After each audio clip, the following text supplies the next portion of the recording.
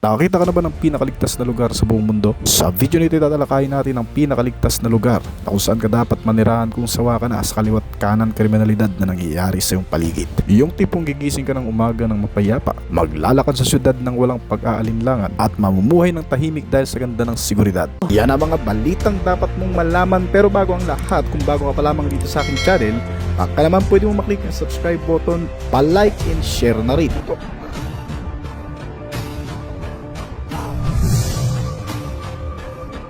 Sa gitna ng disyertong rehiyon ng gitnang silangan, may isang lungsod na kilala hindi lamang sa karangyaan at modernong arkitektura, kundi pati sa matatag na kapayapaan.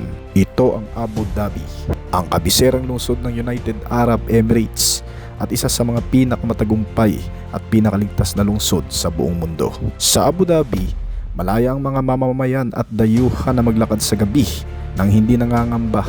Bababang antas ng krimen, mataas na respeto sa batas, at higit sa lahat may tiwala ang mga tao sa pamahalaan at mga tagapagtanggol ng katahimikan. Ang mga pulis ay disiplinado, magalang at mabilis kumilos. Hindi rin sila kinatatakutan kundi kinikilala bilang katuwang sa kaligtasan. Sa bawat sulok ng lungsod na ito, may maigpit ngunit makatarungang batas. Maigpit sa droga, krimen at anumang banta sa katahimikan. Kaya't ang Abu Dhabi ay mananatiling payapa. Dito, higit na 70% ng populasyon ay mga dayuhan, ngunit sa kabila ng pagkakaiba, namamayani pa rin ang respeto at pagkakaisa. Ilan sa mga dahilan kung bakit ligtas ang Abu Dhabi at United Arab Emirates. Una ay ang mahigpit na pagpapatupad ng bansa sa batas.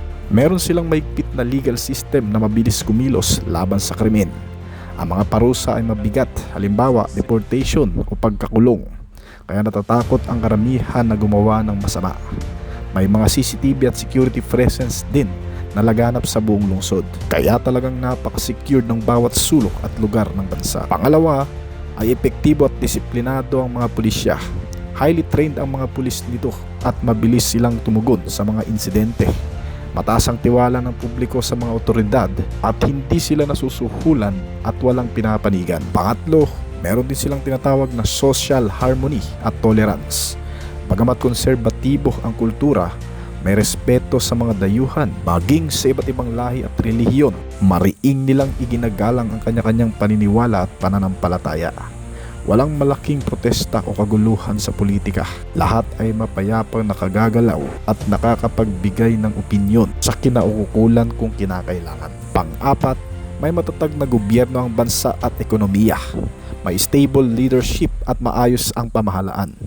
Mababa ang unemployment at mataas ang kalidad ng pamumuhay. Dito, mas binibigyang pansin ang pagiging productive ng mga manggagawa. Kaya karamihan sa mga naninirahan dito, kahit hindi nakapag-aral basta may alam, ay nakakahanap ng magandang trabaho at pagkakakitaan. At panghuli, ang mga tao ay may kultura ng disiplina at paggalang. Marunong sumunod sa batas ang mga taong naninirahan doon at marunong gumalang sa kapwa at mamamayan. Kung bakit naitalang pinakaligtas ang bansang ito, batay na rin sa datos at safety rankings, ang Global Peace Index at Numbeo Safe Index ay taunang naglalabas ng ulat kung gaano kaligtas ang mga bansa at lungsod na ito. Ang Abu Dhabi ay madalas kabilang sa top 5 safetiest cities in the world sa mga ulat na ito. At ayon sa Numbeo 2024, ang Abu Dhabi ay may safety index na higit sa 85/100 na itinuturing napakataas, na halos walang naitatalang mabibigat na krimen gaya ng pagnanakaw, rape,